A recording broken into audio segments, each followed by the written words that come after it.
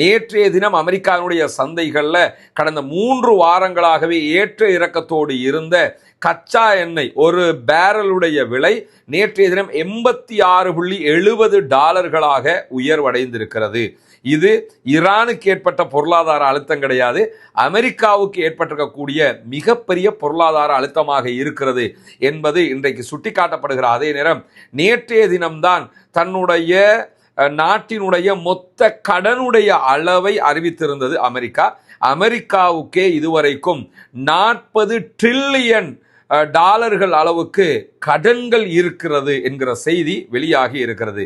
இதையெல்லாம் சொல்லுகிற நேரத்தில் ஈரானியர்கள் என்ன சொல்றாங்கன்னா, இந்த 40 டிரில்லியன் அளவுக்கு அமெரிக்காவுக்கு கடன் இருக்குது, எங்களுக்கு அந்த கடன்ல தேக்கரண்டி அளவுக்கு கூட இல்லையே, அடி வாங்கின எங்களுக்கே இல்லை, அடி தந்த உங்களுக்கு இருக்கிறதாக நீங்க சொல்லிக்கிட்டு இருக்கிறீங்களா? அப்ப யார் இங்க பொருளாதார அழுத்தத்துல இருக்கிறாங்க என்பதுதான் மிகப்பெரிய கேள்வி.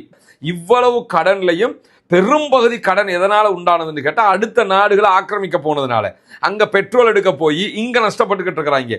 அந்த அளவுக்கு மிகப்பெரிய கடன் அழுத்தத்துல அமெரிக்கா தத்தளித்துக் கொண்டிருக்கிறது. இந்த யுத்தத்தின் விளைவாக ஈரானுக்கு பொருளாதார அழுத்தம் ஏற்பட்டிருக்கிறதோ இல்லையோ, அமெரிக்காவுக்கு மிகப்பெரிய பொருளாதார அழுத்தம் ஏற்பட்டிருக்கிறது என்பது வெளிப்படையாகி இருக்கிறது. இந்த நேரத்தில் தான் ஆசிய நாடுகளில் இருக்கக்கூடிய அமெரிக்காவினுடைய படைபலத்தை குறைப்பதற்கு தீர்மானித்திருக்கிறது அமெரிக்கா. இதைத்தான் ஈரான்காரன் திரும்ப திரும்ப சொன்னா, உங்களை ஓட ஓட விரட்டுவோம், நீ படைபலத்தை குறைக்கணும்னு சொல்லிக்கிட்டே இருந்தா இப்பொழுது அது ஆட்டோமேட்டிக்காக நடக்க ஆரம்பித்திருக்கிறது.